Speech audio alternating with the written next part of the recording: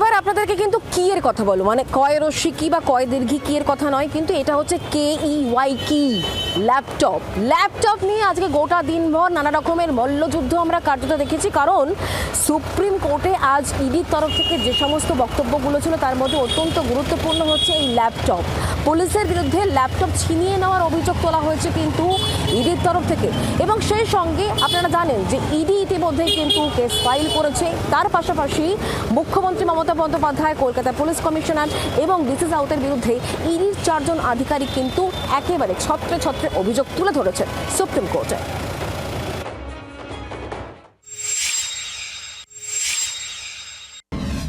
I-PAC কাণ্ডে এবার laptop ছিনতাইয়ের অভিযোগ।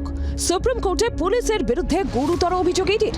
অভিযোগ, সল্টলেক সেক্টর 5-এ আইপ্যাক অফিসে ইডি আধিকারিকের ল্যাপটপ কেড়ে নেয় পুলিশ। ইডির দাবি 2 ঘন্টা পর এই ল্যাপটপ ফেরত পান তাদের আধিকারিক। চাঞ্চল্যকর অভিযোগ এটা যে তাদের কাছে ল্যাপটপ যেগুলো ছিল, অর্থাৎ ইডি অফিসাররা যে ল্যাপটপ নিয়ে তারা গিয়েছিলেন ঘটনাস্থলে ইনভেস্টিগেশনের জন্য, সেই ল্যাপটপ তাদের হাত থেকে কেড়ে নেওয়া হয়েছিল এবং 2 ঘন্টা পর সেই ল্যাপটপ ফিরিয়ে দেওয়া হয়। তারা বলছেন এটা সরাসরি কিন্তু চুরি করার সমান। এই ল্যাপটপ কার, ইডির না আইপ্যাকের? কি ছিল এই ল্যাপটপে? 2 ঘন্টা ধরে কেন মিসিং থাকলো ল্যাপটপ? এই 2 ঘন্টায় কি ল্যাপটপে কোনো তথ্য মিসিং? মামলার আবেদনে অবশ্য ইডি এমন উল্লেখ কিছু করেনি। তবে আবেদনে ইডির অভিযোগ, সিজার লিস্ট তৈরির সময় পুলিশের 2 থেকে 5 জন কর্তা লাগাতার হুমকি দেন ও ভয় দেখান, যার জন্য সিজার লিস্ট ঠিকমতো তৈরি করা যায়নি। এদিন মুখ্যমন্ত্রী, কলকাতা পুলিশ কমিশনার এবং ডিসি সাউথের বিরুদ্ধে সুপ্রিম কোর্টে মামলা করেছেন ইডির 4 অফিসার।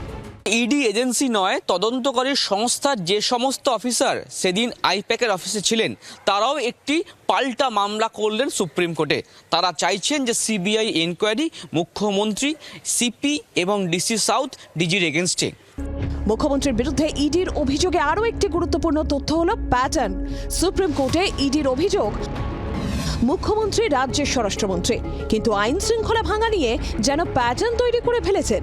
অতীতেও একাধিকবার মুখ্যমন্ত্রী কেন্দ্রীয় এজেন্সির কাজে বাধা দিয়েছেন এবং জনগণকে উস্কানি দিয়ে কেন্দ্রীয় এজেন্সির উপরে হামলাও করিয়েছেন বলে মামলায় অভিযোগ ইডির।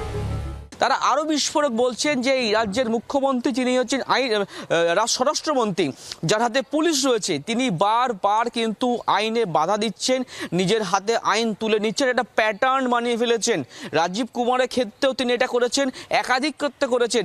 সেটা সেই উদাহরণস্বরূপ কিন্তু মুখ্যমন্ত্রীর যে কার্যকলাপ, অর্থাৎ আইন হাতে তুলে নেওয়ার মুখ্যমন্ত্রীকে কি ইনভলভমেন্ট ছিল তার সম্পূর্ণ ব্যাখ্যা দিয়েছে এজেন্সি। আমি এই বিষয়ে খুব বেশি কিছু বলতে পারবো না, except the fact that we have registered দুটো আমরা কেস করেছি and দুটো কেসেই তদন্ত হচ্ছে। and সুপ্রিম কোর্টে যে ম্যাটার আছে সেটা যেহেতু বিষয়টা মাননীয় আদালতে পেন্ডিং আছে, ওর উপর এই মুহূর্তে কমেন্ট করা উচিত হবে না। সুপ্রিম কোর্টে ইডির অভিযোগে প্রাধান্য পেয়েছে আইপ্যাক কর্ণধার প্রতীক জৈনের বাড়িতে তল্লাশির সময়কার ঘটনা। কেন্দ্র এজেন্সির অভিযোগ, মুখ্যমন্ত্রী, মুখ্য সচিব, ডিজি, পুলিশ কমিশনার এবং ডিসি সহ অন্য আধিকারিকেরা সেদিন ফাইল এবং ইলেকট্রনিক এভিডেন্স ছিনিয়ে নিয়েছেন, ভয় দেখিয়ে হুমকি দিয়েছেন। ইডির অভিযোগ, হাইকোর্টের শুনানির সময় মুখ্যমন্ত্রীর বহু সংখ্যক সমর্থক ও অনুগামীদের হোয়াটসঅ্যাপে মেসেজ পাঠিয়ে জড়ো করা হয়েছিল। হোয়াটসঅ্যাপ প্রমাণ মিলেছে, আদালতে অচল অবস্থা তৈরি করা হয়েছিল। সব মিলিয়ে রাজ্য প্রশাসনের বিরুদ্ধে কোমর বেঁধে নামছে এনফোর্সমেন্ট ডিরেক্টরেট। রাজ্য কিভাবে কাউন্টার অ্যাটাকে যায় সেটাই দেখার। অর্ণবাংশী নিয়োগীয় রাজীব চক্রবর্তীর রিপোর্ট, জি 24 ঘন্টা। বাংলার আওয়াজ, বাঙালির আবেগ, জি 24 ঘন্টা।